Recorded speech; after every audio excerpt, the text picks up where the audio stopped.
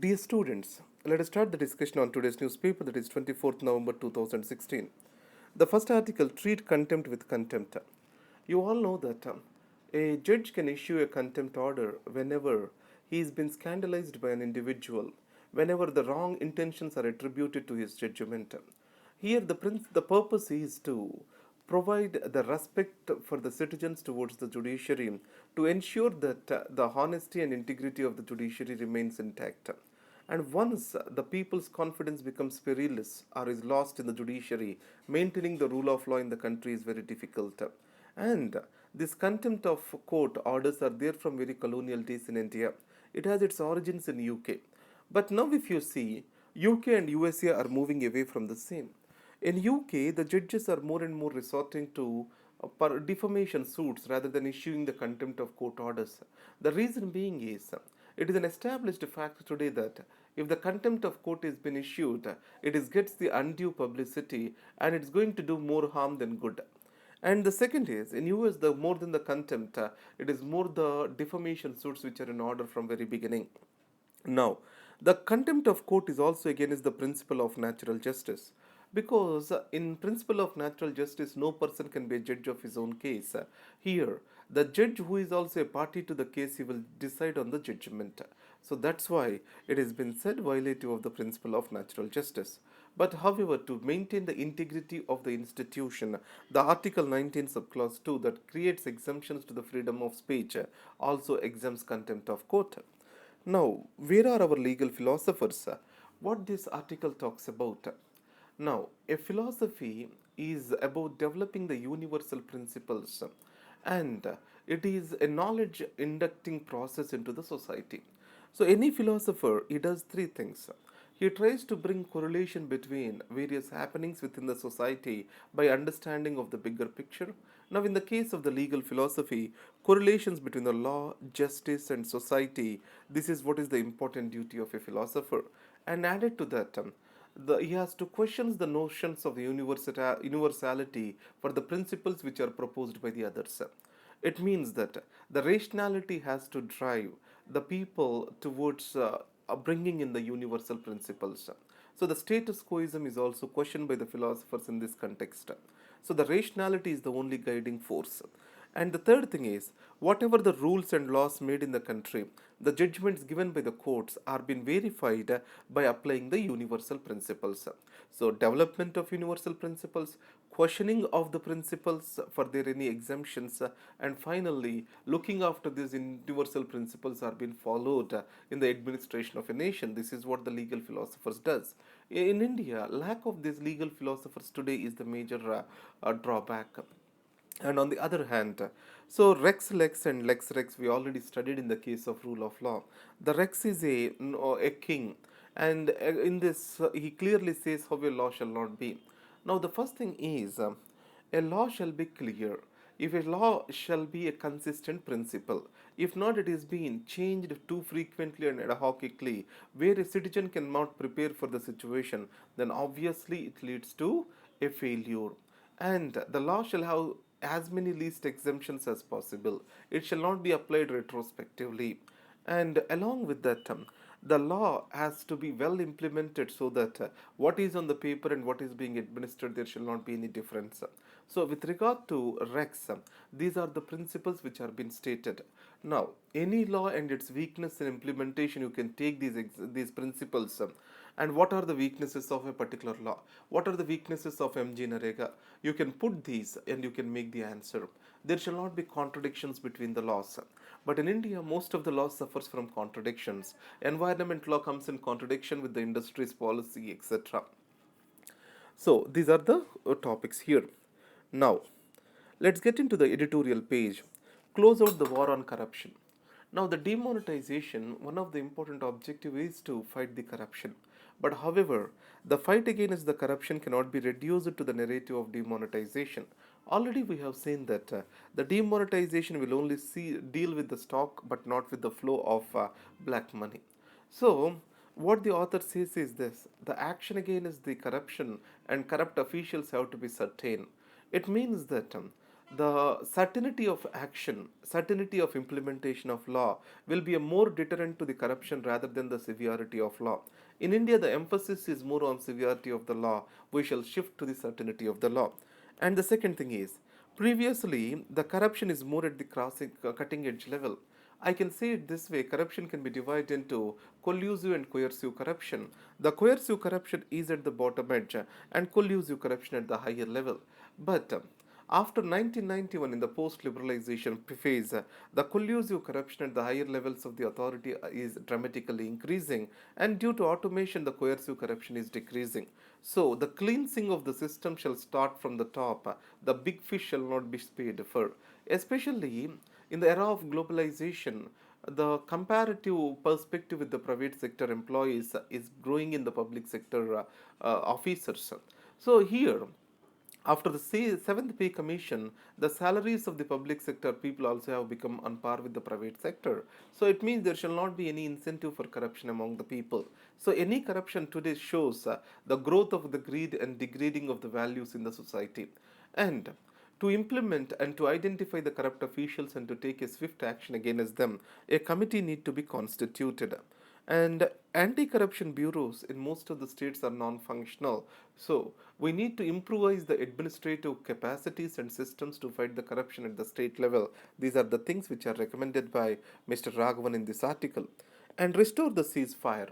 You know that in between Pakistan and India, always there are ups and downs with regard to the relations are concerned.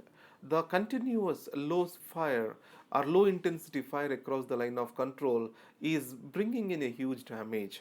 And here there are two options before the Prime Minister Modi. One is to continue this kind of low intensity fire for the continuous period, and then to delegitimize the role of Pakistani army in the eyes of the civilians. So this can be done through strikes and occupying certain part of the land across the LOC, or to give the diplomacy a chance. So in these circumstances, the first choice can escalate the situation, and it can be a no returning back. It can lead to a no returning back and escalate into a war where the stakes for both the countries are high. And the second thing is the diplomacy shall be given a chance. So, in this context, the populism has to be slipped down to rationality, or rationality has given a place over the populism. So, 2003, the ceasefire agreement has come into force. And before 1989 to 2003, the situation was very much worse in India. But however, the situation got dramatically changed once the ceasefire has come into existence. The infiltration across the border has decreased. And also, we need to understand that this continuous firing at the LOC has higher stakes for India because human settlements across the border, close to the border, are high on Indian side compared to the Pakistani side. From 1989 to 2003, this low intensity fire is common across the LOC, and both the countries' armies have demonstrated that they have endless capacities to carry forward this. And the second thing, which is most worrisome for me, is this: the politics have to make the decisions related to the diplomacy or else war or fight across the border. But it appears that the existing government given the freedoms and liberties to the army to deal with the situation. It may make the situation to just go out of the control. So the polity or politics of the day have to take back the control over the situation across the border. That's what this article suggests for. Now, his voice carried across the barriers. Now, Mr. Mangalampalli Balamurali Krishna, the known Carnatic vocalist and instrumentalist, has passed away. And his style, etc., I can't discuss about this because I'm not an expert on this area. But however, it can be a two-marker question for you. And Carnatic music itself can be a two-marker question for you, or a five-marker question for you. The reason being is this: Miss Shubhalakshmi, MS Subbalakshmi, and Mr. Balamurali Krishna. These are the people known for Carnatic music and spread of it across the length and breadth of the world. Now coming to explain page, where India and Pak, where they are going. Now you understand the Pakistan army has a huge legitimacy as the protector of the sovereignty of the nation. The people view the Pakistani army there as not just the protector of their geographical barriers but also their ideological frontiers connected to the Islam. And the second thing is, whenever the line of control, the fire across has increased, it has hurt the civilians the most, and it is damaging for both the countries in the long run. So, when Parvez Musharraf was the chief of the Pakistan army, this intensity of the fire has increased. When he became the president, the diplomacy was given the chance and it has come down slowly, finally leading to a ceasefire agreement. But however, the ceasefire agreement is not in blue and black and written on the paper. So, we need to codify that as quick as possible. So, in this context, wherever the diplomacy was given a chance, it has provided for the better results to India. Now, what Marrakesh has achieved, you know that the recently this conference of parties was held in Morocco in Marrakesh. So here, what the Paris Agreement did, the most important achievement of the Paris Agreement is its transparency mechanism. It means after every 5 years, all the countries will meet and they will verify the intended nationally determined contributions and progress on the same, or they are on the path towards achieving this 1.5 degrees Celsius target or not. So, in this context, the we need to understand that before 2020 various promises are made. That is, you have the Kyoto follow-up summit at the Doha and also Cancun summit. So with regard to the Doha follow-up, it has been clearly stated that by 2000 there is a second phase of commitment period for the Kyoto Protocol. The first phase of commitment period is till 2012 from 2007. You know that. But the second phase of commitment period is said to be from 2013 to 2020. But however, it is not ratified yet by many countries. And after that, the Cancun conference has come up. Even in the Cancun, the $100 billion by 2020 has been promised by the developed world, but there is no transparency in the same. So, in this context, out of $100 billion which is promised, not even $3 billion are being delivered. Now, the developed world says that it has to be not just through the governmental transfers, it will also be through the investments by the private sector. It means that the developing world is expected to bear the costs of this particular climate change expenditure. So the West is not sticking on to its goals and its promises it made. So obviously it brings or else it weakens the fight against the climate change. So from 2020 onwards, it is promised that $100 billion will be transferred, the finances will be transferred to the developing world. How the mechanisms of this, how much will be the private sector and public sector transfers need to be made clear over here. Now, the streamline the appointments. The major problem with the Indian judiciary is lack of accountability. So, in this context, it says that the collegium system need to be made transparent, and also there shall be functional parameters, and how much or else what we can say is performance indicators for the judges to function in the office. A battle on two fronts.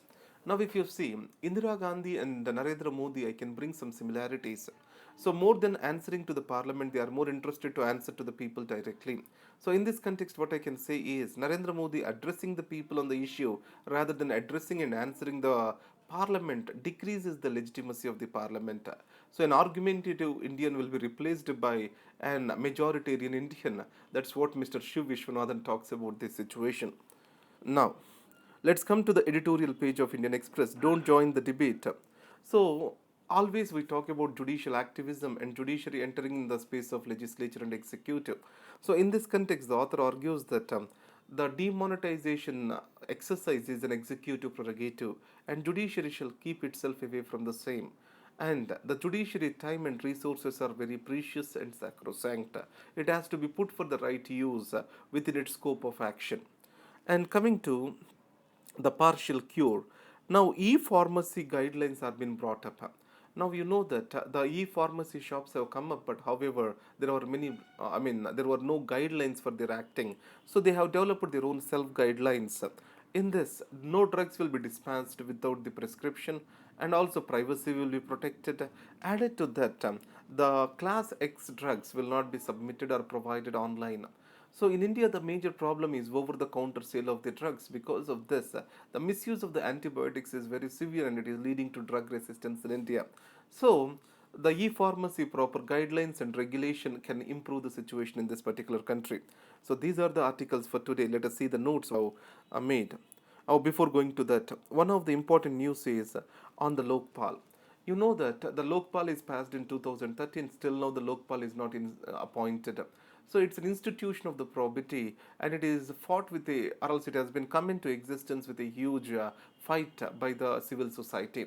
So in this context, the support to amendments has to be passed. One of the amendment is the appointment of the Lokpal by a three-member committee consisting of Prime Minister, Leader of Opposition Lok Sabha and CJI.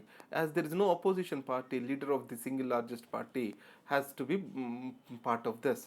But however, the government did not taking this amendment forward because of this appointment of Lokpal is getting delayed further and further. Now let's see the notes. The thin red line. So it says that from 1989 to 2009, the Indian and Pakistan army shows the highest ability to fight low intensity warfare, or showed highest in low intensity fire across the LOC. And diplomacy, whenever it was given a chance, it showed the results. It's the time the country shall give the chance to the diplomacy. What Marrakesh has achieved. So, what I can say is the sustenance follow up to the Paris Treaty was the Marrakesh achievement. But however, the West has to stick to its words. Before 2020, many of the promises made at the Cancun and Doha, which need to be taken forward. Don't join the debate. It is here we want to say that the demonetization is an executive prerogative and Supreme Court shall kept itself away from the same. The judiciary, performance indicators for the judges and transparency in the collegium process is necessary. Editorial, close the war on corruption. Already I have discussed the Raghavan's article over here. Treat the contempt with contempt. So the judges shall resist themselves from issuing the contempt orders too frequently in India. Where our legal philosophers are in this, when a law and its implementation becomes weak, some 6 to 7 criteria are given. Please go through the same. So these are the articles for today. Thank you very much and all the best.